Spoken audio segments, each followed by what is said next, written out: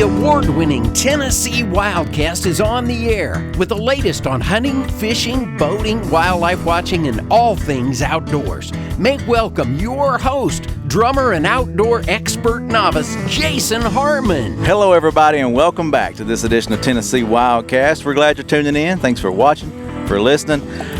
We are back at the Elk Tower here at Hatfield Knob. This is just the place to be, Matt. I appreciate you helping co-host and bring these shows to folks here in East Tennessee. We don't get out this way enough, but this is great. Pleasure is all mine.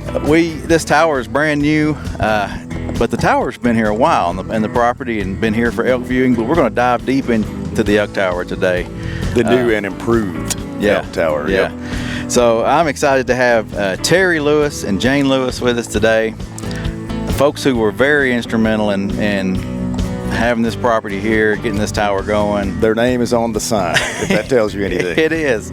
We'll make sure Todd cuts to a picture right now of the sign, and we'll show that off. And I bet it's a blessing and amazing to have something named after you. I know it is, and we're excited just to chat about it today. And we'll get it kicked off here. Terry and Jane. Terry, kind of introduce yourself, share with folks who you are and kind of some of the groups you're involved with, and then we'll jump into how all this got started. Well, I guess my name's Terry Lewis. Yeah. And we've lived our farm here for the past 29, 30 years. We've got a rather large piece of tract of land over here that we like to farm for wildlife. Yeah. And so that's just what we do. We're outdoors people. We're conservationists. I'm the president of the Campbell Outdoor Recreation Association since 2006. I'm a longtime board member of the Tennessee Wildlife Federation. Mm-hmm. I'm a lifetime member of the RMEF, vice president of the NWTF Pine Mountain chapter of the Wild Turkey Federation. Wow. So we do a lot of stuff. Yeah, sounds like it. Wear a lot of hats. Yeah. We wear a lot of hats, and we put on several events. We have youth hunts. We have Wounded Warrior handicap hunts for turkeys on our farm. So, we're well steeped in the conservation. Yeah, it sounds like it. It's a few credentials there that I wasn't familiar with. So that's awesome. You got your hats in a lot of pots, or is that how you say that? Hands in a lot of pots or whatever. But that's awesome. And so we'll fast forward to just a few months ago when this tower was dedicated to you guys and the new tower was put into place. Tell us about what is here right now. So if folks want to come out and check it out, let's talk about what's here now, and then we'll kind of jump back to the history and how it all came together. Sure. Well, we have a new improved tower. From the original tower was made out of wood, and this one's made out of steel and concrete. So it's very safe and it's very tall, and you get a panoramic view of all the wildlife that shows up out here. And we've tried hard to create a high probability viewing opportunity so the public makes the walk from the parking lot to the tower. There's a high probability they'll see some wildlife. But you got to come when the wildlife are here. This is not a zoo. This is wildlife. This is real wildlife. Good point. Yeah, there's no fences here, no high fences. You can't come at noon and expect to see what you'll see at hour before dark. And people need to realize that. Yeah. And come early morning, very early morning, or come just before dark. Hour and a half before dark is the best time. Gotcha. Well, it is handicap accessible now. It is. The bottom section of the tower is a nice concrete ramp there now where people can just roll up in there or whatever, make it easier to walk in, and that's awesome to see up here. And I know there's future opportunities to have the whole road accessible maybe one day. Actually, phase 2 of our program, our plan, if you will, is to have an asphalt wheelchair ramp from the parking lot to the tower, and make it ADA compliant, which means it'll have an incline and a resting area, and an incline resting area over 800 yards. So that will not be cheap, but if you've ever tried to push a wheelchair into gravel, you understand what these folks are up against, and there's a tremendous amount of those folks that can't get here simply because it's not easy. Yeah. Yeah, it's a beautiful place. You want as many people to see it as you can, especially this time of year in October, early November. It's a good time to be up here and see the colors and see the wildlife. You're not only going to see elk here, you're going to see, I think we've seen bear here. Is Yes, that we right? have. And deer, lots of deer and turkeys and bear. You know, 16,000 people a year visit here. Study done by the University of Tennessee, paid for, have them come out here and count folks. Yeah. So 16,000 people we would have never dreamed that, you know, we would have that kind of participation, but we do. And with these new improvements and all the upgrades, I'm sure there'll be more. I'm sure that number's going to rise pretty quick. Absolutely. Talk about that just a second. Campbell County is well known for its outdoor recreation in general. You know, what other things bring people here to Campbell County? Oh, off-highway vehicle riding is the primary thing that a lot of our visitors come to participate in. We've got some of the best riding east of the Mississippi right here. And of course hunting. Yeah. You know, I think those are the lakes. We have a massive amount of water here, and we see a lot of folks come for, you know, all different states to participate in our lakes and land and waters. Really blessed with him. I know the mayor, he's big on outdoor recreation here, and it's a unique county because there's just so much emphasis put on outdoor recreation, and you being the president of TWRA, it's just outstanding. Yes, it is, and we really like living here. We love it here. Yeah. Now, how did you acquire the farm nearby? 30 years ago, we, you know, was looking for a place to camp and hunt, and we bought a big tract of land, and then we kept adding to it, and you know, we're about 800 acres now, and it's adjacent to the WMA, so that helps us. Yeah. When you go out our back gate, you've got, you know, 200,000 acres. Even more to It's hard to beat that. You ain't kidding. Yeah. Well, you purchased this property and you start coming out here a lot, and you start, you know, the elk were introduced, and you talked about a lawn chair visit out here a couple times, and before this happened, the elk tower came to be, y'all were out here sitting in lawn chairs watching elk. Tell that story. Well, I can tell that story because it's near and dear to my heart. One of Miss Jane's favorite stories too. I'd say. You know, the way we found this place was the university had two grad students, Jason Lapardis and Jason Kendall, who were looking for a mortality signal, and somebody told them to come see me that I might be able to help them get back in here because. It was back in here. You know, back then we didn't have GPS. We had the antennas that you might or might not be able to find the direction. But anyhow, they showed up on our doorstep one day and explained the situation. I said, well, get in the Ranger and we'll go back there and see if we can figure this out. And we got back in here, and we found a dropped collar, luckily. And that was, you know, that was probably in late 2003, early 2003. Because the first elk, there was only 11 elk released on this side of the interstate in 2003. That's right. We always talk about the elk being released in 2000, first in reintroduction, but that was across the highway, right? That's right. And the 11 we had here were 3 bulls, 5 cows, and 3 calves. And those all grew into the herd that you have here today, which is upwards of 75. I've seen 75 out here at one time. Wow. So, you know, we found the drop collar, and I put some cameras out. You know, big on cameras, and instantly determined that they really like to be here. For whatever reason, they like to be here. So I got with the agency, and you know, I looked at the terrain and spent a lot of time over here fooling around with cameras and such, and it was really thick. I mean, it was really thick.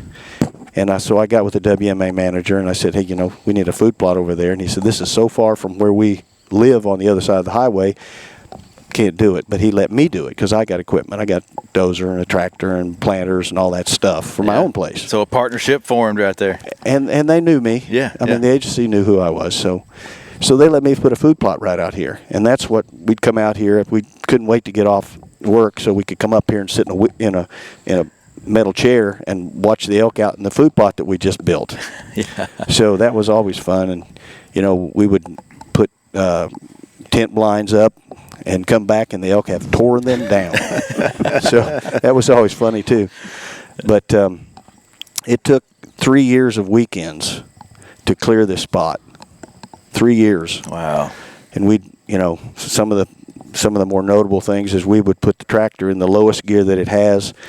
It's got a front end loader on it, and we let it go down the field by itself with no driver, and we'd be out throwing rocks in the bucket.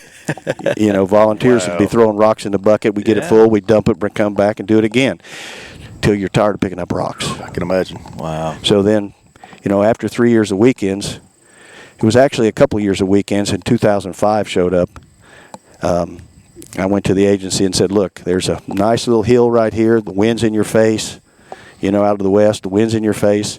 Make a great place for a platform of some kind. And so we designed a platform, and the agency let us build it, paid for the materials out of our own pocket. Wow. They let us build it. I think there was 22 of us that showed up that day. I was here. You was here. Young That's officer, right. Yep. Yeah, you can see the picture.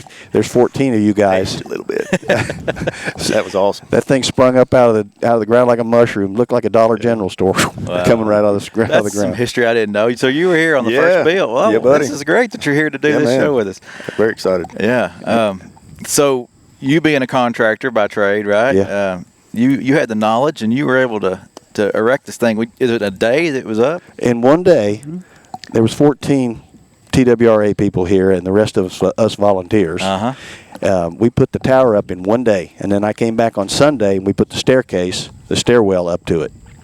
So it happened pretty quickly. I mean, it came out of nowhere. Wow. So, and it was instantly a hit.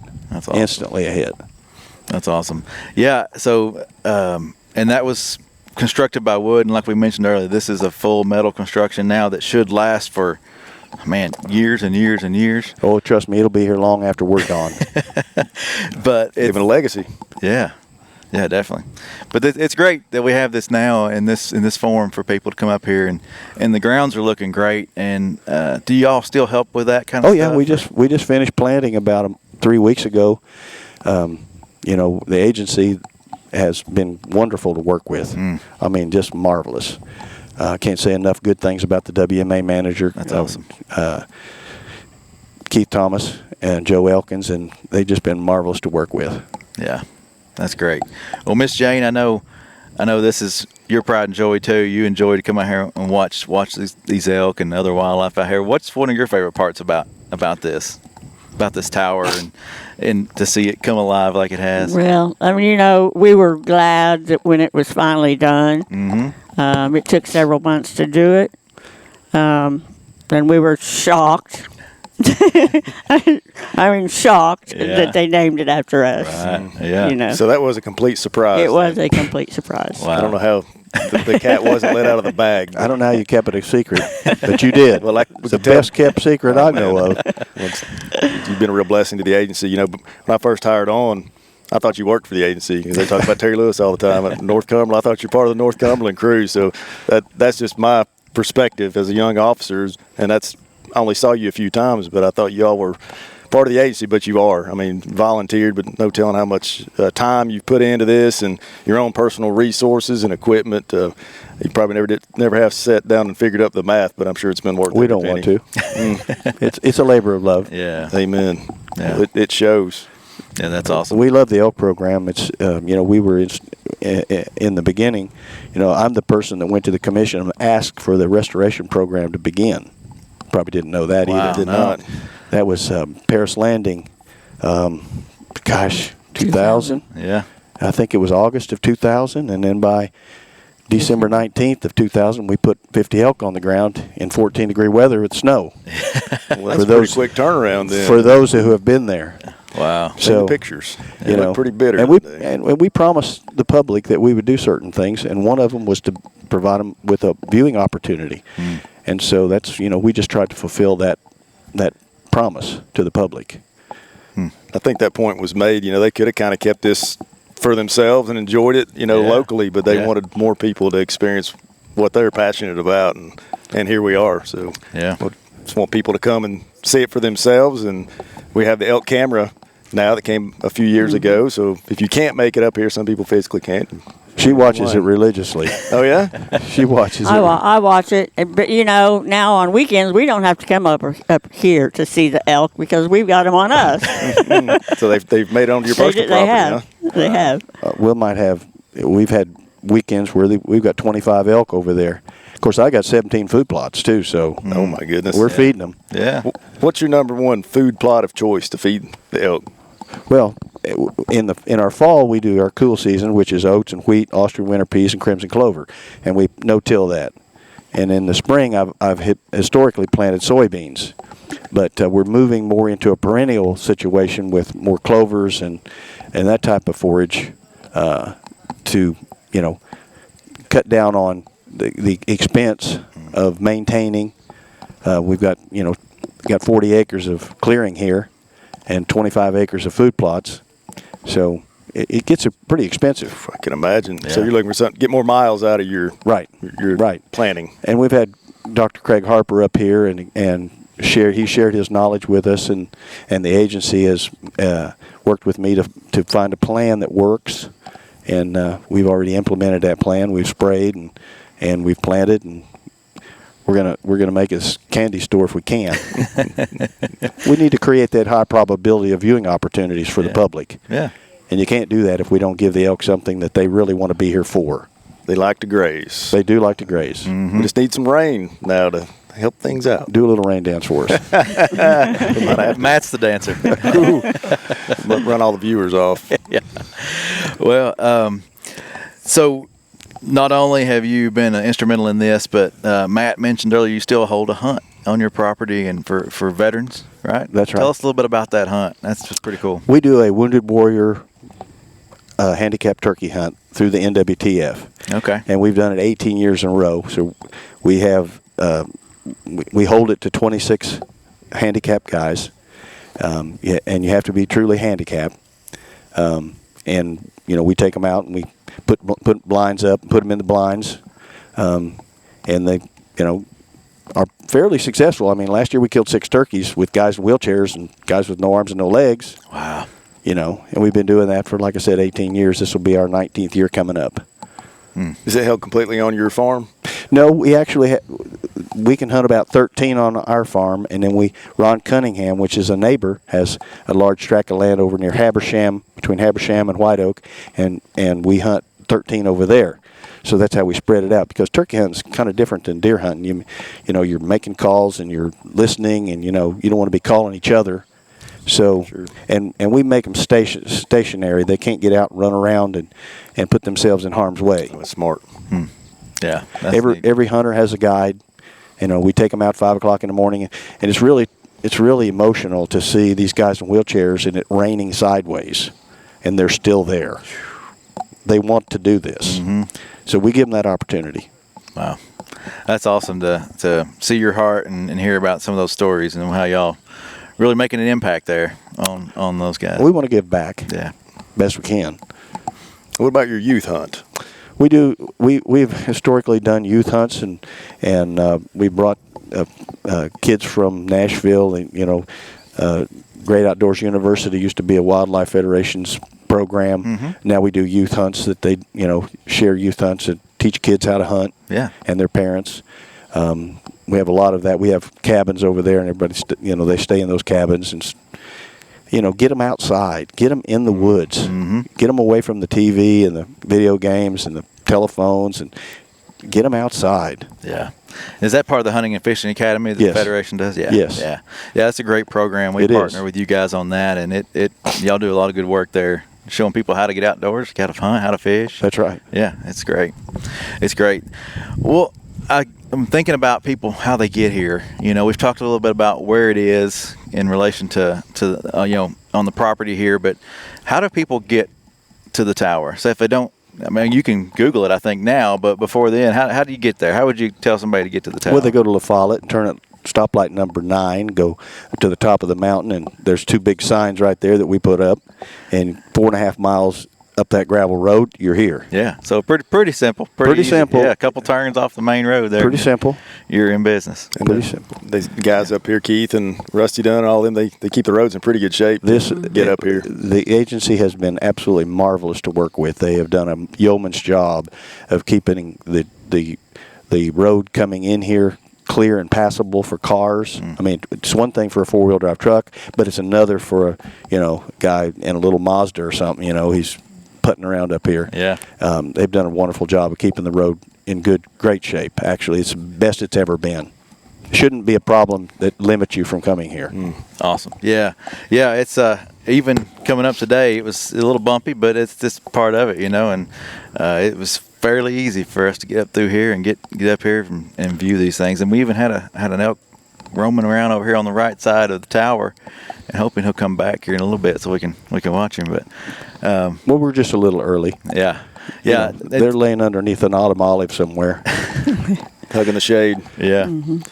So that is the prime time. Later in the evenings, early in the mornings. That's when you're gonna. You have to remember this. These are wild things, and they're on their clock, not yours. Yeah. Now, did you hear a lot of bugling this year? Yeah, Yes, we did. We've heard quite a bit of bugling. But we can sit on our porch and hear them bugling in the mornings. Go out and stand in the yard, and you can hear them bugling up on the mountain. Nice. Well, I'm thinking back. 2009, I believe it was, the first hunt. Yeah. And you all opened up your place once again, being generous, and opened up your place for the first hunters to camp out and be, right here near, well, they don't hunt here. We should make that point. This is not a hunting area. Not a big tree stand. This is a viewing area. But, to be on the properties and near their hunting areas and their hunting zones and be able to get out there for that first year, that was pretty amazing. Talk a little bit about that. I mean, I got to experience that, which was very cool. But. It was an awesome, awesome time. And I was, we were really humbled that the agency asked us to host that event. There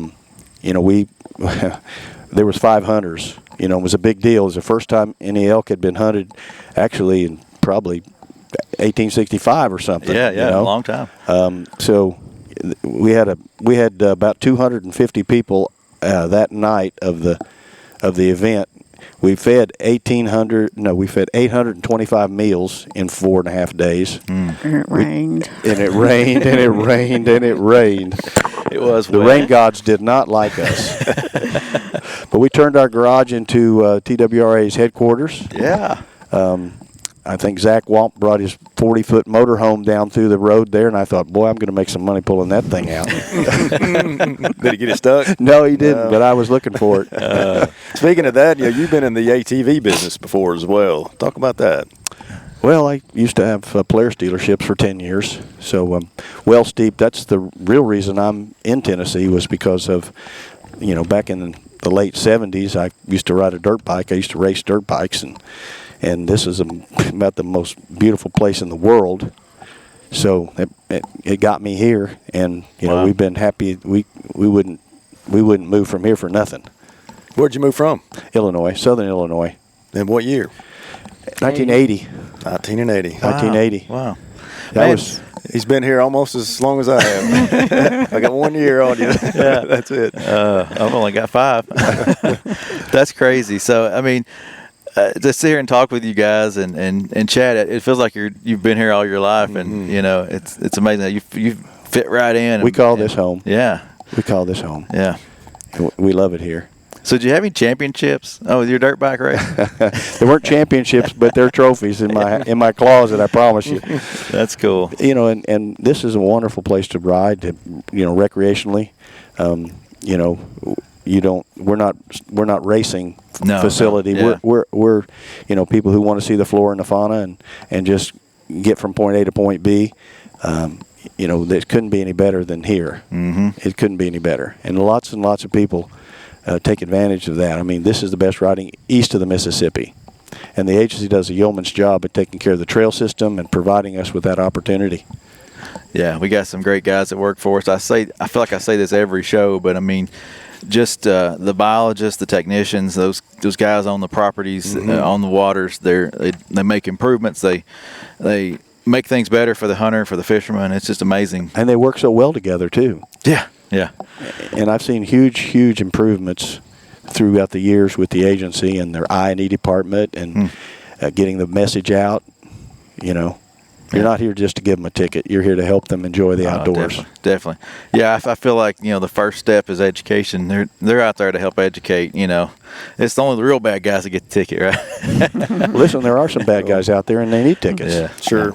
Yeah, and then riding safely, is important up here. We've had a lot of accidents. We're going to have accidents with the amount of people, the volume that you're dealing with. I mean, look at you drive your car down the road. There's accidents on the street too. So it's it's not the machine; it's a user.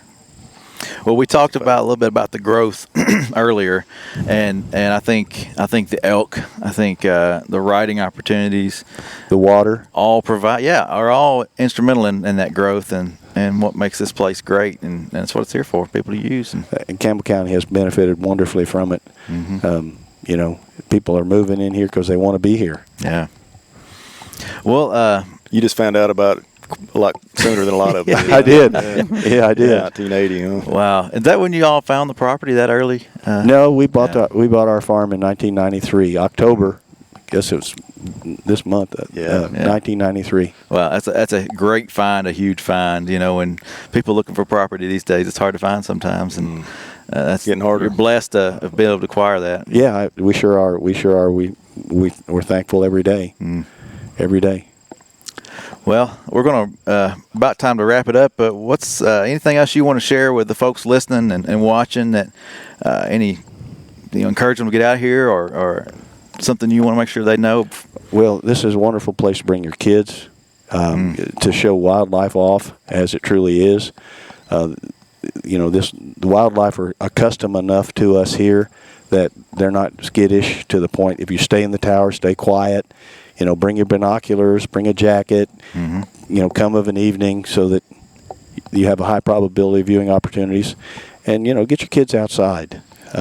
There's so much to do outside. Yeah, that's one of our mottos. It's take a kid outdoors, and they'll be a hunter, a fisherman, or just a lover of nature for life. Get them out there, and it's one of the greatest things you can do. That's what I do with my kids. So absolutely, I know Matt does the same. Oh yeah. We appreciate this opportunity to be with you. Yeah. Well, we're Likewise. thankful for you. I mean, and what y'all have done for wildlife here in Campbell County and opportunities here at the tower. So this has been great. Thank you. Matt, thank you for helping line this one Yes, up. sir. Once again, we are in East Tennessee with Matt. It's just going to be exciting times for Tennessee Wildcast.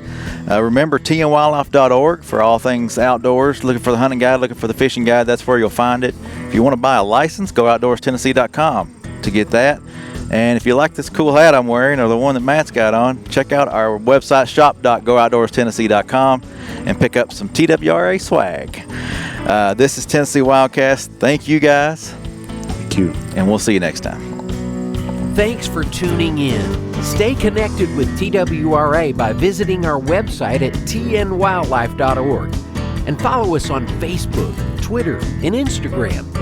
Hey, it's all about Tennessee wildlife. It's what we do. Tennessee Wildcast will be on the air again next week. We'll see you then.